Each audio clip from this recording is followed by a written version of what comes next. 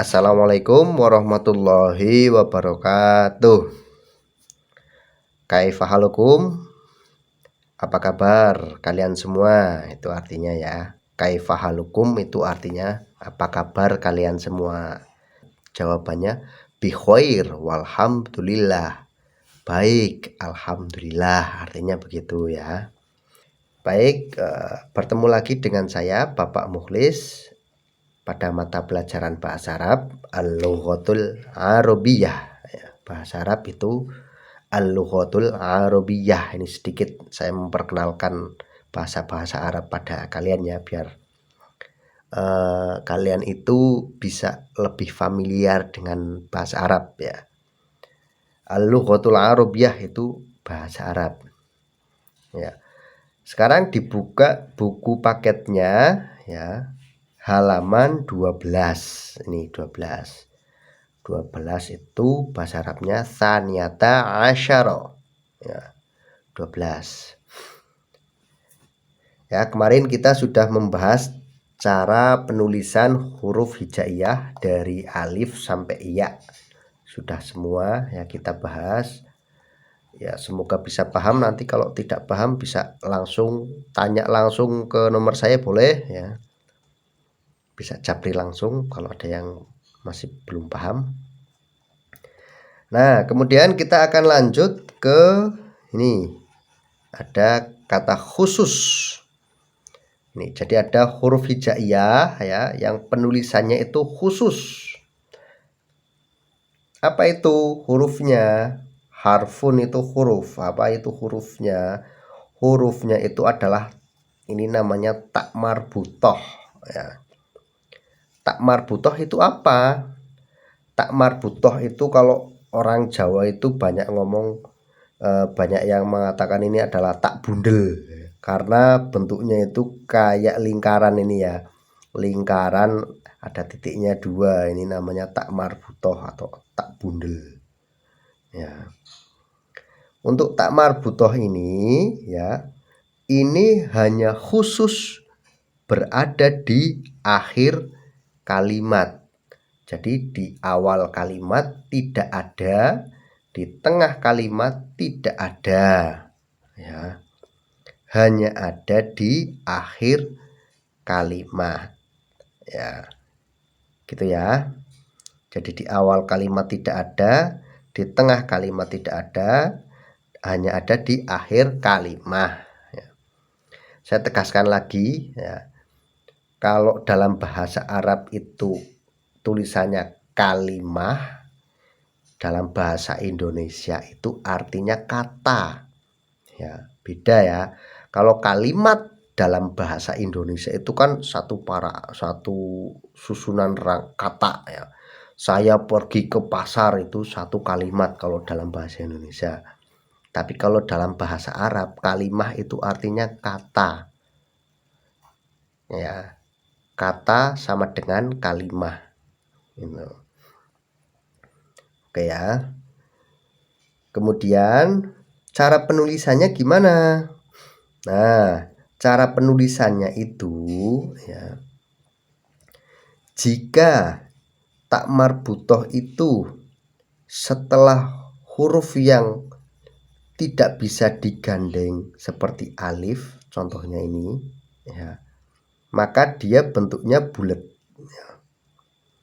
Kalau jatuhnya huruf tak marbutoh itu setelah alif, dal, zal, ro, dan za, kemudian wawu ya, ini ya, maka dia bentuknya itu bulat. Paham ya? Bentuknya bulat, tak marbutoh. Atau ketika di belakang pun seperti itu ya, bentuknya bulat. Pokoknya setelah huruf-huruf tadi itu bentuknya bulat. Tapi kalau huruf tak marbutoh ini jatuhnya selain atau setelah huruf selain alif, dal, zal, ro, za, apalagi wawu ya, itu bisa digandeng. Cara penulisannya begini Nah, ini ya. Nah, saya kasih contoh biar lebih paham. Ini ya. Tak marbutoh. Jika tak marbutohnya itu jatuhnya setelah huruf alif, ya contohnya ko, kiroatun, kiroatun. Nah, ini tak marbutoh. Kurang gede ya, saya gedekan. Kiroatun, kiroatun. Nah, ini ya. Ini tak marbutoh ini jatuhnya setelah huruf alif, maka bentuknya ini bulat. Paham ya? Kalau di sini contohnya miratun. Setelah dal juga sama, zal juga sama, ro juga sama, za juga sama, wawu juga sama. Tapi kalau selain dari huruf-huruf tadi, maka dia bisa digandeng. Contohnya di sini madrosatun. Saya tulis madrosatun. Nah, ini tak marbutoh, bisa digandeng. Caranya ini tadi sin, kemudian langsung tak marbutoh. Nah, ini tak marbutohnya ini ya, bentuknya kayak segitiga. Itu huruf spesial. Biasanya tak marbutoh ini ya, bedanya apa dengan tak yang ini ya. Biasanya tak marbutoh ini untuk menandakan bahwa kata benda ini perempuan. Kalau di Arab itu, kalau di bahasa Arab itu laki-laki dan perempuan dalam bahasanya itu lain. Nanti dalam penyebutan domir atau kata ganti orang itu juga lain. Contohnya kamu laki-laki dengan kamu perempuan itu lain. Kalau di Indonesia, Inggris itu kan sama, kamu ya kamu, Jawa kamu ya kamu, kan begitu. Tapi kalau di Arab lain, laki-laki dan perempuan itu ada bedanya, begitu cara menyebutnya. Nah, biasanya tak marbutoh ini untuk menunjukkan kata benda atau sebutan untuk perempuan. Kalau laki-laki contohnya ustadzun, kalau perempuan jadi ustadzatun. Nah, gitu ya. Bapak guru ustadzun, ustadzun ya. Tapi kalau ibu guru ya, bukan ustadzun tapi ustadzatun, ada tak marbutohnya ini. Ini tak yang spesial ya. Penulisannya juga spesial. Nah, ini ya. Huruf-huruf hijaiyah yang tidak bisa disambung dengan huruf setelahnya adalah tadi alif, dal, zal, ro, za, hamzah. Ada wawu juga sebenarnya nih kurang. Baik, seperti itu. Setelah mengetahui penulisan huruf hijaiyah, mari perhatikan cara merangkai huruf-huruf hijaiyah menjadi kata yang bermakna. Al-amsilah. Al-amsilah ini artinya contoh-contoh ya, contoh. Nih contohnya. Ada qaf di kasroh, bacanya kemarin i ya, jadi i ya. Kemudian ada ro, ada sukunnya disukun berarti mati ya. Qir langsung ya. Ada po di fathah, bacanya po. Qir po. Alif tidak ada harokatnya, ini berarti namanya mad, ini untuk memanjangkan po. Qir po gitu ya, jadi lebih panjang. Sin ada tanwin domah, itu bacanya sun jadinya. Qirtasun. Nah, tulisan jadinya begini. Kemudian gimana cara menulisnya? Kok tiba-tiba jadi begini? Nah, begini ya. Cara menulisnya. Pelan-pelan ya. Ini saya tulis yang gede. Qaf dulu. Nah, stop. Nah, begitu ya. Ini titiknya. Qaf. Harokatnya ri. Kemudian ro mati. Ro set. Nah, qir. Kemudian huruf to. Nah, harokatnya fathah. Qir to. Kemudian disambung dengan alif, langsung lanjut ke atas. Qirto sin tanwin dhammah. Nah, begitu cara menulis qirtasun. Oh ya, perlu diingat untuk harokat ya. Kemarin saya ingatkan lagi harokat. Untuk fathah, nulis fathah itu dari atas ke bawah. Jangan dari bawah ke atas, salah ya. Yang benar itu dari atas ke bawah, itu harokat fathah. Harokat kasroh juga sama dari atas ke bawah. Kemudian harokat dhammah, nah kayak wawu kecil, jangan dari bawah ke atas, salah, tapi dari atas ke bawah. Tanwin dhammah pun sama. Nah, jadi kalau tanwin dhammah cukup begini. Nah, ya, bukan dari sini kayak gini, salah. Bukan kayak 6 dulu baru ke sini 9, bukan. Tapi ini dulu baru ke sini. Itu ya. Tanwin fathah sama, tanwin kasroh sama, tanwin dhammah gitu ya. Itu untuk harokat. Kemudian kata yang kedua, ta di fathah ta, lam di fathah la, tala. Ada alif mati berarti panjang. Tala. Mim di kasroh mi. Ada ya mati berarti jadi panjang ya. Talami.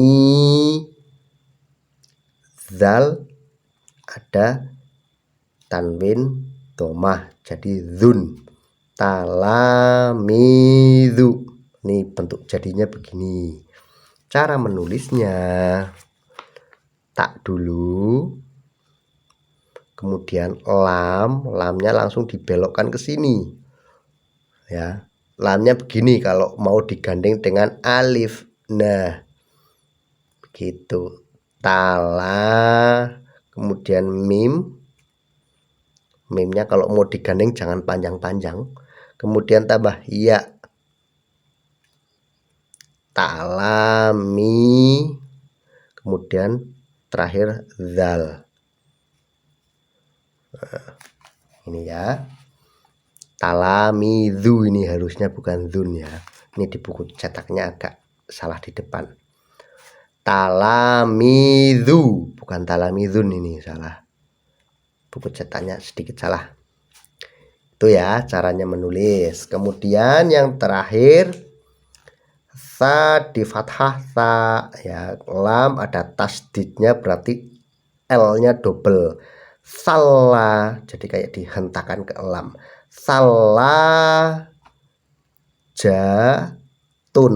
Ini jadinya begini cara menulisnya. Sa, lam langsung belok ke sini, ada alif. Salah jatun. Nah, ini tak marbutoh ketemu nih. Salah jatun. Nah, caranya menulis begitu kira-kira. Semoga bisa dipahami ya. Kemudian ini tadribat, nanti kalian latihan sendiri di rumah ya.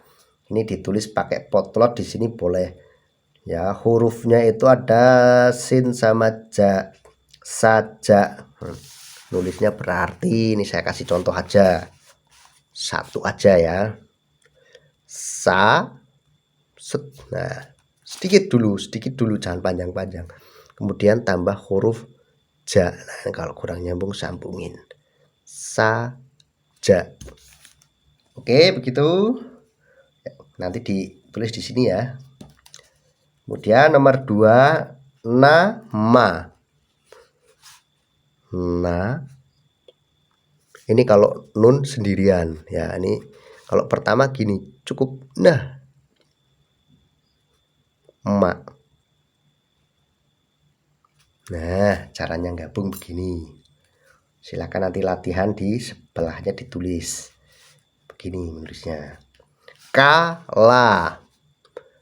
K kalau di depan begini. Nah, kaf kan kalau sendirian begini ya.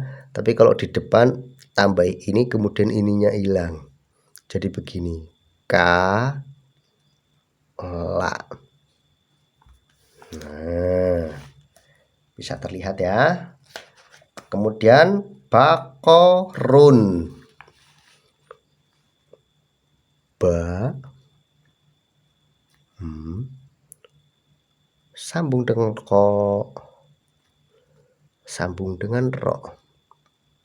Bakorun. Oke, seperti itu. Selanjutnya silahkan dilatih sendiri sampai nomor 10 ya. Ila rokmu asyaro sampai nomor 10. Nah, di sini ditutup dengan sebuah hadis rawahu Tirmidzi ya. Saya bacakan hadisnya. Man qara'a harfan min kitabillahi falahu bihi hasanatun. Barang siapa yang membaca satu huruf dari kitab Allah, artinya kitab Allah itu Al-Quran, maka dia mendapat satu kebaikan. Wal hasanatu bi'asyri amthaliha la aqulu alif lam mim harfun.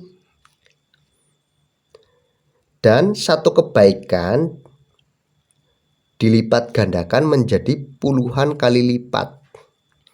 Aku tidak mengatakan alif lam mim itu satu huruf ya. Walakin alifun harfun wa lamun harfun wa mimun harfun. Akan tetapi alif itu satu huruf, lam itu satu huruf, dan mim itu satu huruf. Jadi kalau kalian membaca Al-Quran, tiap hurufnya itu kalian mendapat satu kebaikan. Maksudnya satu huruf itu bukan alif lam mim itu dihitung satu huruf, bukan, tapi alifnya satu, lamnya satu, mimnya satu. Jadi kalau kalian cuma membaca alif lam mim, kalian sudah dapat 3 kebaikan. Begitu. Cukup segitu dulu dari saya. Apabila ada salah kata, salah sikap, ada yang kurang berkenan, saya mohon maaf yang sebesar-besarnya. Billahi taufik wal hidayah. Wassalamualaikum warahmatullahi wabarakatuh.